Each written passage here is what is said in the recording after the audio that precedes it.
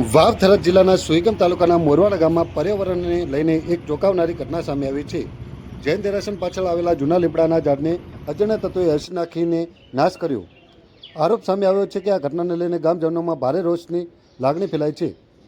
દોષિતો સામે કડક કાર્યવાહી કરવાની માંગ ઉઠી છે. મળતી માહિતી મુજબ મોરવાડા ગામમાં જૈન દેરાસર પાછળ આવેલા વર્ષા જૂના લીમડાના ઝાડને ગામની જાહેર સંપત્તિ ગણાતું હતું. તેને પહેલાં કાપવામાં આવ્યું, ત્યારબાદ તેના મૂળિયામાં એસિડ નાખીને સંપૂર્ણ રીતે નાશ કરવાની હરકત કરવામાં આવી હતી. સ્થાનિક લોકોને જણાવી રહ્યા છે કે આ વૃક્ષ મોરવાડા ગ્રામ પંચાયતની જાહેર મિલકત હેઠળ આવતું હોવાનો આક્ષેપ ગામજનો કરી રહ્યા છે.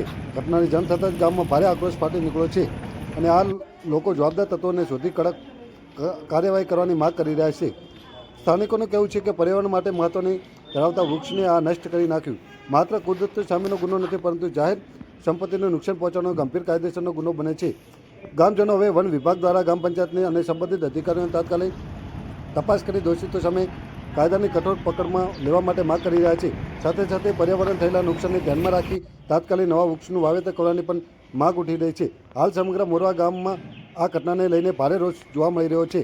હવે જોવાનું રહ્યું કે જવાબદાર તંત્ર આ મામલે કેટલી ઝડપી કાર્યવાહી કરે છે કે દોષિતો સામે કાયદેસરની સજા મળે છે કે નહીં. અહેવાલ પ્રવીણ ઠાકોર, વાવ થરાદ.